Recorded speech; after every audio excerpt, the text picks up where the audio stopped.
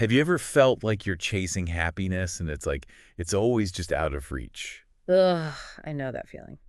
Well, on today's deep dive, we're going to try to get to the bottom of this whole happiness thing. We're diving into the book, Build the Life You Want, The Art and Science of Getting Happier. Oh, good one. It's by Arthur C. Brooks and Oprah Winfrey. Nice. I love it. And get this, one of the things they say is we actually need some unhappiness to thrive. Yeah, right. It sounds kind of counterintuitive. It does. But the book says that negative emotions, they're like signals. They're alerting us to problems so we can learn and grow from them. So it's not about just eliminating bad feelings, like pretending they don't exist. Exactly. Wow. It's more about think of it like a car alarm. Okay. Annoying, right? Super annoying. But it tells you something's wrong and you need to do something about it. Take action. Exactly. So the key is to become aware of those emotions, not to be ruled by them. So that's where this whole idea of metacognition comes in, right? Yes. Being aware of your thoughts. Yes. It's that pause between feeling something and then reacting, where you can choose a better response. Okay. Like, instead of yelling at the person who cuts you off in traffic, you can just take a breath and let it go. So we can actually choose, in a way, to feel different emotions. You can choose how you react to your emotions. Okay. The book has this really interesting analogy. They talk about caffeine. Caffeine competes with adenosine, the chemical that makes you sleepy. Right. You drink coffee, you feel more awake. Okay. So in the same way, we can actually use different techniques to try to replace negative feelings with more helpful ones. Gratitude and compassion are like emotional caffeine. Okay, I like that. So I'm starting to get how this works. Yeah. But there's another piece to this, right? It's like shifting your focus outwards instead of being so focused on yourself. Absolutely. The book makes a big point that happiness increases when we focus less on ourselves and more on other people. That makes sense. There's even research that shows that people felt happier doing good deeds for other people than treating themselves. Really? Wow. That's amazing. So what are some practical things we can do to try to shift that focus? They suggest things like limiting mirror time, caring less about what other people think of you, and really practicing those things we just talked about, gratitude and compassion. And then they get into what they call the 4 pillars of happiness, which are family, friendships, work, and faith. Okay, let's start unpacking these pillars. Family first. Didn't Oprah share a story about a woman named Albina who was 93 years old and she found happiness even though she was going through some really tough times? Yes. Albina stopped wishing that her world would change and focused on changing her own reactions. Wow. And that's a really big lesson for families because, let's be honest, conflict is going to happen in families. Okay. It's kind of inevitable. But it's not necessarily a bad thing. It's how you manage it. So it's not the conflict itself, it's how you deal with it. Exactly. A lot of times it comes down to mismatched expectations. That makes sense. So clear communication is really key, like actually expressing your needs to the people in your family in a way that's open and respectful. And, something kind of interesting that the book brought up is sometimes seeking too much compatibility in a family can actually be bad. Really? I would think that being on the same page is important. It is, but they highlight the power of complementarity. Like complimenting each other. Yeah, valuing those differences. Okay. Instead of getting frustrated that, your partner is super laid back and you're like a total worrier, you could see it as a chance to balance each other out. Oh, that's a good way to look at it. Oh. But what are those negative patterns that we fall into in families? Like those same arguments over and over. Well, that's where forgiveness comes in. Oh, of course. Not just for the other person, but for your own well-being, because holding on to resentment, it's like that saying, drinking poison and expecting the other person to die. Yeah, that's a good one. But forgiveness can be really tough. Does it mean pretending everything's okay? Not at all. It's more about acknowledging the pain that was caused, processing it, and then making a conscious choice to let go of the resentment. And it goes hand in hand with honesty, like being able to share your truth with kindness and respect. Yeah. But, honesty can be scary. It can be. But the book argues that withholding the truth, even if you're doing it with good intentions, creates distance. So it's about finding that balance. Between truth and kindness. Exactly. Building a happy family, it's about being able to navigate all those bumps in the road with self-awareness, communication, and genuine care for each other. Yeah, it's a journey. It's not a destination. Exactly. Speaking of journeys, the book also explores friendship and how even people like Edgar Allan Poe, who was a total introvert, struggle to make close connections. That's interesting. I kind of always thought that extroverts have it easier in the friendship department. It's not always that simple. Extroverts might make friends easily, but building those deeper connections can be hard for them too. And on the other hand, introverts, they're often really loyal and dedicated friends once you get to know them. So it's like each personality type has its own strengths and weaknesses. Precisely. And they can learn from each other. Like, an introvert can practice being more open and sharing their aspirations, while an extrovert could work on prioritizing deeper one-on-one conversations.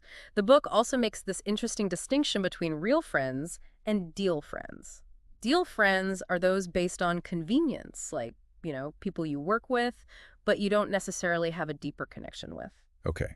So how do we move away from those more superficial friendships, the deal friendships, and really cultivate deeper connections? Well, you can try to expand your social circles beyond just work. Actively seek out friends who share your values, and most importantly, be vulnerable. Let people see the real you. Yeah, that makes sense. I think when you let your guard down and share your true self, that's when real intimacy can happen. Now, I know the book delves into some Buddhist philosophy, specifically around this idea of attachment, right? Right. Like how clinging to opinions and things can cause suffering. Yeah. True freedom, a lot of Buddhist philosophy says, comes from letting go of that need to control everything. And a big part of that is cultivating humility, like recognizing that our perspective is not the only one. There are other valid ways of seeing the world. Yeah, that's especially hard these days with all the polarization. It is. So before you jump into like a big heated debate online, ask yourself, do I actually care about this relationship or do I just want to be right? Choose connection over your ego. I love that. And when you do disagree, disagree respectfully. Yeah. Really listen to understand, not just to come up with your next response. Exactly. Now, we can't forget about romantic love. The book distinguishes between passionate love, that initial spark, the butterflies, and what they call companionate love, which is built on a foundation of friendship, trust, and shared values. So it's about moving from me to we. Yes, and companionate love isn't weaker or less exciting, it's just more mature, and it's often more fulfilling in the long run. You can nurture it by building a really strong friendship with your partner, making sure you communicate openly, and you work together as a team. It sounds like great advice, but what about that whole finding your soulmate thing? The book actually cautions against getting too caught up in that belief because it can lead to disappointment. Totally. It's better to focus on building a strong relationship with someone based on shared values, not on finding that perfect match, because nobody's perfect. So we've covered a lot. We've talked about metacognition, forgiveness, honesty, different types of love. But there's one more big piece, work. Right, work. We often get so caught up in the external rewards of work, like money and status, but finding happiness in work is about cultivating this internal sense of meaning and purpose. That's such a great segue to the next part of our deep dive, where we'll explore those ideas even further. Welcome back. So remember those two contrasting stories from the book, Stephanie, the super burned out executive, and Alex, the Uber driver who actually really loved his work? Yeah, I remember them. They kind of highlight how chasing those external rewards, like the money, the fancy job title, it doesn't actually guarantee happiness. Right. Stephanie had it all on paper, the big career, tons of money, but she was miserable. And Alex was finding genuine satisfaction in something a lot of people would consider, just an ordinary job. And it comes down to this idea of intrinsic versus extrinsic motivation. Extrinsic is all about those external things like bonuses and promotions, the carrots and sticks that motivate us. But it's often pretty short term. Okay. But intrinsic motivation, that's about finding joy in the work itself. So it's like the work is its own reward. Exactly. The book suggests asking yourself, okay, if money were no object at all, what would I actually spend my time doing? Or what kind of work makes me feel really energized and excited? Those are good questions. I think anybody who's feeling stuck or uninspired by their work, those are some good things to think about. Absolutely. And they also talk about this idea of earned success, that feeling of accomplishment when you're using your skills effectively, Yeah. and you're making a contribution that feels meaningful. So it's not just about being successful. It's about feeling like you've earned it and you're actually making a difference. Exactly. And that ties into this idea of finding work that lets you serve other people in some way. Okay. Now, the book also talks about work addiction, which, let's be honest, a lot of people can probably relate to in our culture. Oh, yeah. It's so easy to fall into that trap of just working all the time, even when it's not good for us. Yeah. Like sometimes we use work to numb out from difficult emotions or to avoid dealing with things in our personal lives. So how do we break free from that? Yeah. Well, self-awareness is huge. They suggest doing a time audit. Really track how you actually spend your time and pay attention to how you feel during different activities. It's like taking inventory. Okay, so you're kind of becoming aware of your patterns and what actually makes you feel good? Yeah, it helps you see, like, okay, am I working too much? What are those things that actually bring me joy? I like that. And another strategy they mentioned is to actually schedule downtime, like Yeah. you would schedule a meeting. Exactly. Block off time in your calendar for those non-work activities, whether it's hobbies, spending time with people you love, or just like relaxing. But it's not just about having it blocked off on the calendar, right? It's about actually being intentional about how you spend that time. Exactly. Yeah. You don't want to just default to checking work emails or mindlessly scrolling on your phone. Like, make conscious choices to do those things that really recharge you. Okay, have you ever felt like you're so caught up in your job title, your achievements at work, that you kind of lose sight of yourself as a whole person? You mean like your identity becomes all about your work? Exactly. They call this self-objectification at work. It's when we let our worth get totally tied to how productive we are, how successful we are in the workplace. That doesn't sound healthy. It can be really detrimental. The book suggests things like creating clear boundaries between your work and personal life, setting limits on your work hours, disconnecting from technology, and, really prioritizing activities that nourish you outside of work. Remember, you are more than just your job. Right. And it's so important to surround yourself with people who see you as a whole person, not just for what you do for a living. Absolutely. Your family, your friends, spending time with those people who love and appreciate you for who you are can really help you reconnect with yourself. And Build the Life You Want offers a lot of great tools for, creating a work life that actually aligns with your values and brings a real sense of purpose. It's not necessarily about finding the perfect dream job, but it's about cultivating a mindset where you can find meaning in whatever work you're doing. Okay, Yeah. so now onto that final pillar, faith. Now, I know when people hear faith, they often think about organized religion, but it's not necessarily about that, right? Right, it's broader than that. It's more about cultivating a sense of the transcendent, like a connection to something bigger than yourself. That could be through spirituality, nature, art, community involvement even. Exactly, yeah. It's about finding those sources of awe and wonder in your life, those things that give you a really profound sense of meaning. And there's actually a lot of research that shows that faith and spirituality can do things like lower stress levels, increase your resilience, and boost your overall life satisfaction. Makes sense. And it's also a really powerful motivator for kindness and compassion. Yeah. It can create this ripple effect of positivity out in the world. I love that. Yeah. But what if someone's listening and they're thinking, okay, that all sounds great, but I don't even know where to start with this whole exploring my spiritual side thing? Well, the book encourages people to just take small steps, experiment, try different things out, whether it's meditation, prayer, spending time in nature, reflecting on your values, whatever resonates. So just be curious, be open to new experiences. Exactly. And remember, it's not about using faith as like a cosmic vending machine. Yeah, not about what can I get out of this. Right. It's about seeking truth, connection, understanding your place in the universe. And then the personal benefits like happiness and peace often follow naturally. Okay, so we've explored all four pillars now. Family, friendships, work, faith, build the life you want. Really emphasizes that building a happy life, it's a process, not a destination. Right? It is, yeah. Yeah. It takes self-awareness, it takes effort. It's about showing up for yourself and for the people you care about, even when it's hard. And one of the most powerful things that they talk about is this idea of becoming a teacher of happiness. Sharing what you've learned with other people. I love that, like paying it forward, creating a ripple effect. Yeah, and teaching can actually help solidify your own understanding of these concepts and increase your own happiness. Oh, wow, that's cool. It's this beautiful cycle. Now, something that really resonated with me was how they talked about, as we get older, we might feel like we're losing our edge in some ways. Yeah, it's true. Certain types of intelligence do decline as we age. Right. But thankfully, there's this thing called crystallized intelligence, which is all about wisdom and insight and that deep understanding of the world.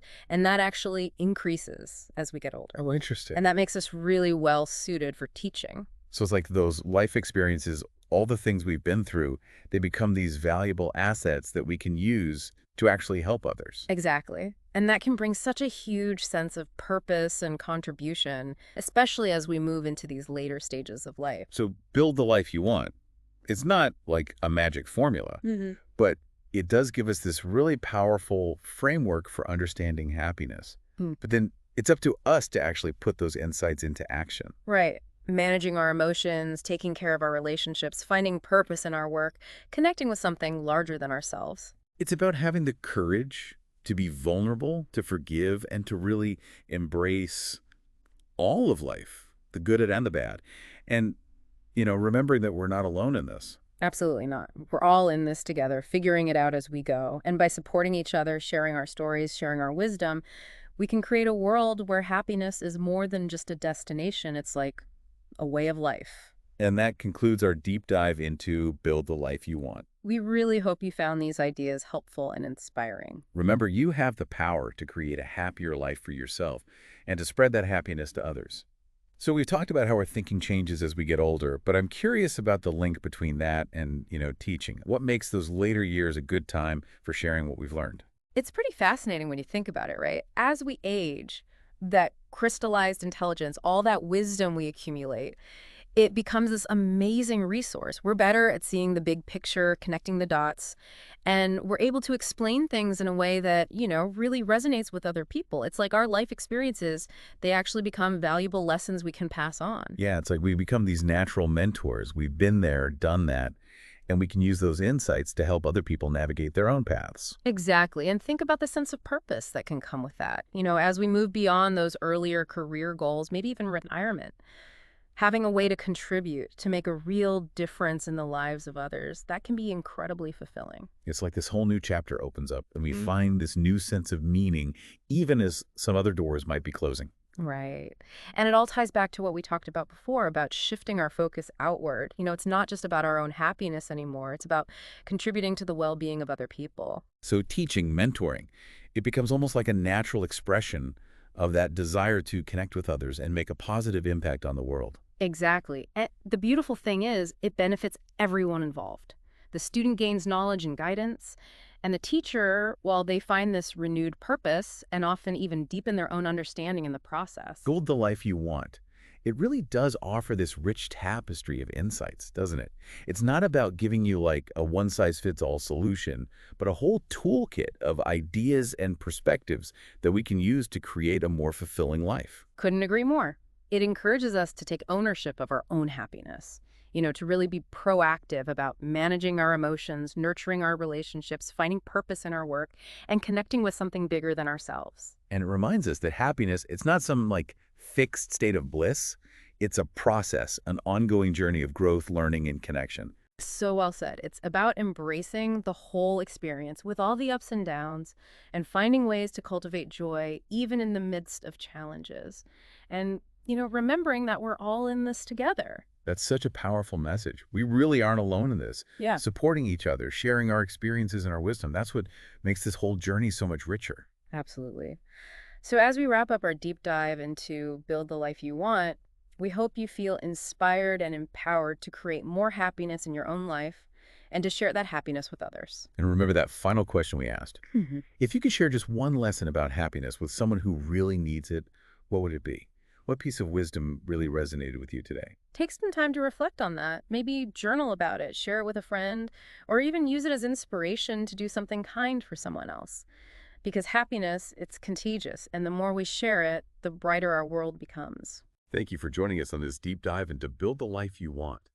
We hope you found it insightful, and we hope it inspires you to keep building a life filled with joy, purpose, and connection.